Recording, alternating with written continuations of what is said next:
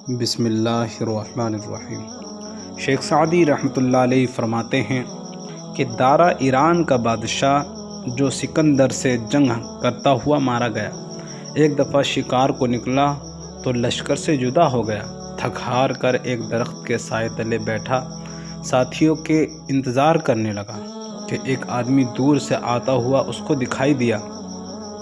یہ سمجھا کہ کوئی میرا دشمن آ رہا ہے، ترکش سے تیر نکالا اور کمان پر چڑھایا تو اس آدمی نے ہاتھ جوڑ کر عرض کیا کہ میں تو آپ کے گھوڑوں کا رکھوالا ہوں اور کئی مرتبہ آپ کی بارگاہ میں حاضری دے چکا ہوں۔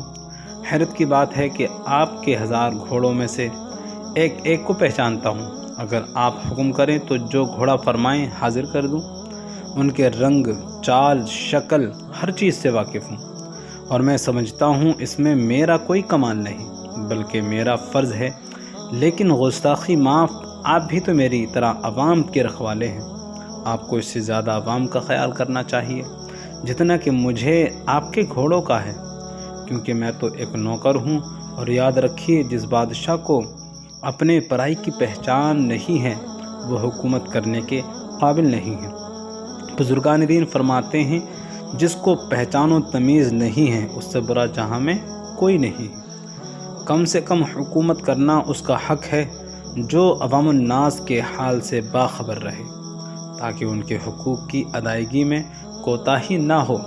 حضرت عمر فاروق نے فرمایا، اگر دریائے دجلہ کے کنارے بکری کا بچہ بھی پیاسا مر گیا تو قیامت کے دن اس کے بارے میں مجھ سے باز پرس ہوگی۔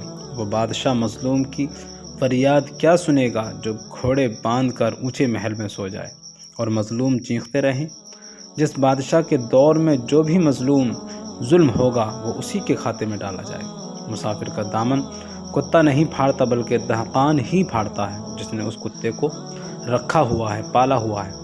بادشاہ اور رعایا کے درمیان دربار نہیں ہونا چاہتے تاکہ رعایا بلا روک ٹوک اپنی شکایت بادشاہ تک پہنچا سکے، اور بادشاہ اپنے کارندوں سے نہیں بلکہ خود ان کا ازالہ کرے، اور یہ ان بادشاہوں سے متوقع ہے جو خوف خدا رکھنے والے ہیں، ورنہ جو حقوق اللہ کی پرواہ نہیں کرتا وہ حقوق العباد کی کیا پرواہ کرے گا۔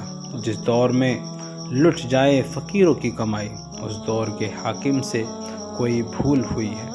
قرآن مجید میں حکمرانوں کی ذمہ داریوں کو بیان کرتے ہوئے اللہ تعالیٰ نے فرمایا ہے، جس کا مفہوم ہے اہل ایمان حکمران وہ ہیں کہ وہ نماز قائم کرتے اور کرواتے ہیں، زکوٰۃ کا نظام قائم کرتے ہیں، نیکی کو عام کرتے ہیں اور برائی کا خاتمہ کرتے ہیں۔ پتہ چلا حکومت پھولوں کی سیج نہیں ہے کہ لپک لپک کے اس کو حاصل کر لیا جائے اور پھر بدمست ہو کر عیاشیوں میں پڑا رہے، بلکہ کانٹوں کا بستر ہے۔ اس لیے حضرت عمر بن عبدالعزیز رحمۃ اللہ علیہ کو جب خلیفہ بنایا گیا تو ساری رات روتے رہتے، اور جب وجہ پوچھی گئی تو فرمایا، پہلے میں صرف اپنا ذمہ دار تھا اور اب مجھ پر پوری رعایا کی ذمہ داری آ گئی ہے۔